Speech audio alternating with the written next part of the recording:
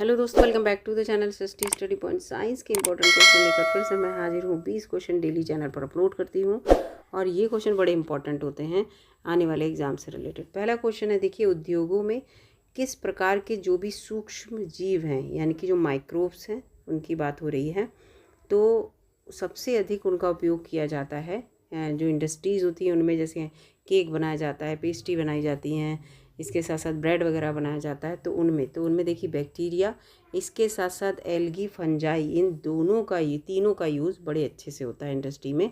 इसके बाद यहाँ पर बात करते हैं एड्स जो होता है वो एड्स का जो वायरस है वो किस अंग की वृद्धि को प्रभावित करता है या किस चीज़ को प्रभावित करता है हमारी बॉडी में। तो जो ब्लड में हमारी टी सेल्स होती हैं उनको प्रभावित करता है। ये टी सेल्स जो होती हैं ना, वो होती हैं WBC के प्रकार, मतलब ये WBC का ही एक प्रकार है टी सेल। तो ये जब WBC का एक प्रकार है, इनको इफेक्टेड करती है, तो हमारा जो इम्यून सिस्टम है वो जो है गड़बड़ हो जाता है, स्ट्रांग नहीं हो पाता। और इसीलिए एड्स क्या करता है, एड्स हमारे इम्यून सिस्टम को वीक कर देता है, बॉडी में बहुत सारी बीमारियां डेवलप हो जाती हैं। अगला है, पसलियों की सबसे अधिक संख्या कौन से किस में होती है, तो सांप में होती है। 350 से 400 पसलियाँ जो हैं वो सांप में देखी गई हैं, क्योंकि 200 से 250 तो हड्डियाँ होती हैं सांप के अंदर। तो ये क्वेश्चन बड़ा इंपॉर्टेंट है। अगला है, मशरूम किस प्रकार का जो है किस जीव से संबंधित है, तो मशरूम जो है कवक किसे कहते हैं, फंजाई को कहते हैं, या फंगस जो होता है वो सिंगुलर है और फंजाई जो है वो फंगस का प्लूरल है, याद रखिएगा। तो कवक एक फंजाई है। इसके बाद यहाँ पर है, अंडे के कितने भाग में प्रोटीन की मात्रा होती है, तो केवल 13.30% जो पार्ट होता है एग का उसमें प्रोटीन होती है। उसके अलावा आपको फैट दिखेगा येलो पार्ट में, तभी तो जो लोग डाइटिंग करते हैं वो अंडे का येलो पार्ट नहीं खाते, जबकि वाइट पार्ट जिसमें प्रोटीन होता है उसको खाते हैं।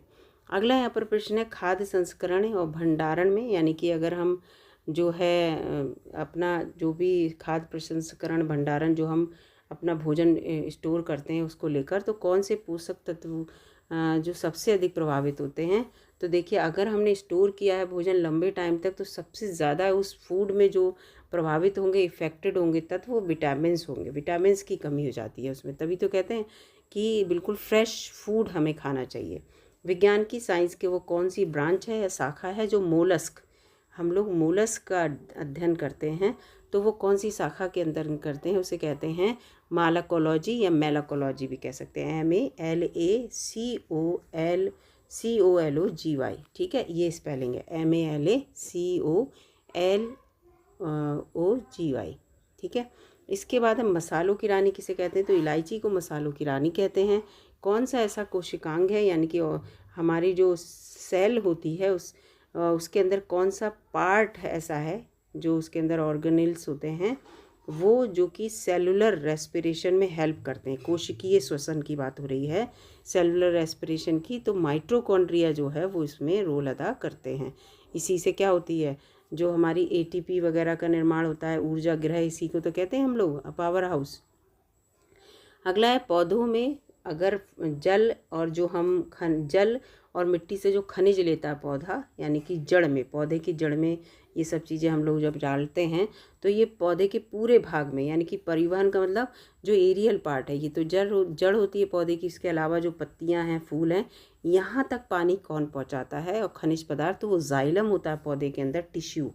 जाइलम क्या होते हैं, टिश्यू होते हैं, वो पहुँचाते हैं ये सब चीज़ें। और जो पत्तियाँ भोजन बनाती हैं उस भोजन को पूरे पार्ट तक कौन पहुंचाता है, तो वो पहुंचाता है फ्लोएम, ठीक है, फ्लोएम पहुंचाता है, ये भी टिश्यू है, याद रखिएगा, ठीक है। तो ये यहाँ पर याद कर लीजिएगा। घड़े के पौधे, यानी कि घटपर्णी की बात हो रही है। घटपर्णी जो पौधा होता है ना, घटपर्णी पौधा जो होता है उसकी बात हो रही है, या जिसे पिचर प्लांट कहते हैं, है ना, पिचर प्लांट कहते हैं। उस पिचर प्लांट में आपने देखा है कि उसका जो आकार होता है वो इस तरह की होती है उसका यहाँ पर, और यहाँ एक ढक्कन जैसा फ्लैप लगा रहता है। जब कोई कीड़ा यहाँ पे आता है तो ये ढक्कन फट से बंद हो जाता है, कीड़ा अंदर चला जाता है, उसे डाइजेस्ट कर लेता है ये प्लांट, क्योंकि इस प्लांट में नाइट्रोजन की कमी होती है। उस नाइट्रोजन की कमी को पूरा करने के लिए ये इस तरह से इनमें घड़े जैसी आकृति हर पत्ती को इस तरह से बनी रहती हैं, ऐसे ही इस तरह से, है ना। तो ये घटपर्णी पौधा कहलाता है। तो ये जो पौधा है नाइट्रोजन की कमी को पूरा करने के कीड़ों को खाता है। तो इसमें जो घड़े की आकृति बन जाती है वो पौधे के कौन से पार्ट से बनती है? तो पत्ते से बनती है। पत्ता ही घड़े का रूप ले लेता है, उसे घटपर्णी पौधा इसीलिए कहते हैं, इसीलिए पिचर प्लांट कहते हैं। ठीक है। कार्पस जो ल्यूटियम होता है वो किसका स्रावन करता है? तो इससे प्रोजेस्टेरॉन जो हार्मोन है उससे उसका सिक्रीशन होता है। कौन सा टिश्यू की बात हो रही है? ऊतक, पंख, पैर की उंगलियां और सींगों का निर्माण करते हैं।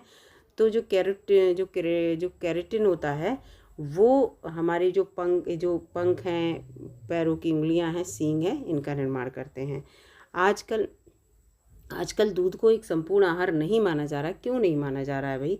इसमें किसकी कमी है? तो इसमें एक तो आयरन नहीं है, एफ ही नहीं है, दूसरा विटामिन सी नहीं है। तो ये नहीं होता, इसलिए इसे संपूर्ण आहार नहीं कह सकते। संपूर्ण आहार उसे कहते हैं जिस आहार में, जिस भोजन में सब कुछ मिले हमें। ठीक है, विटामिन, मिनरल, एवरीथिंग। किस वस्तु में ऑक्सीजन की अनुपस्थिति में यानी एब्सेंस ऑफ ऑक्सीजन में रेस्पिरेशन होता है? तो ईस्ट में। अगर आपने एरोबिक रेस्पिरेशन और अनएरोबिक रेस्पिरेशन पढ़ा है तो आपको पता होगा एरोबिक रेस्पिरेशन कहाँ होता है, अनएरोबिक रेस्पिरेशन कहाँ होता है। ये बात हो रही है अनएरोबिक रेस्पिरेशन की। ठीक है, अनएरोबिक का मतलब अन माने नहीं, एरोबिक माने एयर का मतलब ऑक्सीजन ना हो। मसाले के रूप में प्रयोग होने वाली फूल कली जो है किस पौधे से मिलती है? तो लौंग के पौधे से। लौंग का ही लौंग जो होती है उसमें ऐसे ऐसे फूल जैसा नहीं बना होता, फूल कली है उसे कहते हैं। किस रोग के रोगाणु अगर खुले घाव के माध्यम से हमारी बॉडी में प्रवेश कर जाते हैं? तो टेटनस के जो रोगाणु होते हैं वो हमारी बॉडी में प्रवेश कर जाते हैं। सांप के मध्य में सांप के कान नहीं होते हैं, ठीक है, आपने देखे होंगे, लेकिन वो ध्वनि कैसे प्राप्त करते हैं सामने की चीज़ से? तो वो स्किन उनकी बड़ी सेंसिटिव होती है, उससे उन्हें पता चलता है कि सामने कोई है और वो सब चीज़ें। तो इसीलिए आपने देखा कि अगर वो फन अपना मारते हैं तो केवल वो जो जैसे आप धरती में पैर रखते हैं तो उससे जो सेंसेशन होता है उससे उन्हें लगता है यहाँ कोई चीज़ है, तो इसलिए वो वहाँ पर फन मारते हैं। हमारे शरीर में कितनी मांसपेशियाँ पाई जाती हैं? तो हमारे शरीर में जो है 656 मांसपेशियाँ पाई जाती हैं। बड़ा इंपॉर्टेंट क्वेश्चन है, यहाँ आया है। मनुष्य में अवशेषीय अंग वैसे तो बहुत हैं, लेकिन यहाँ पर एक मैं बता रही हूँ जो हमें दिखता है। कान, हमारे जो कान के ऊपर के लोब है ना, उनकी मांसपेशियाँ जो हैं वो अवशेषीय अंग है। क्योंकि देखो जानवरों के जो कान होते हैं वो अपने शरीर से मक्खी, मच्छर ये सब हटाने का काम करते हैं ना, वो हिलाते रहते हैं, इससे उन्हें एयर भी मिलती है और ये सब चीज़ें हटती रहती हैं। लेकिन हम लोगों को तो कोई ज़रूरत नहीं, हम हाथ से ये काम करते हैं।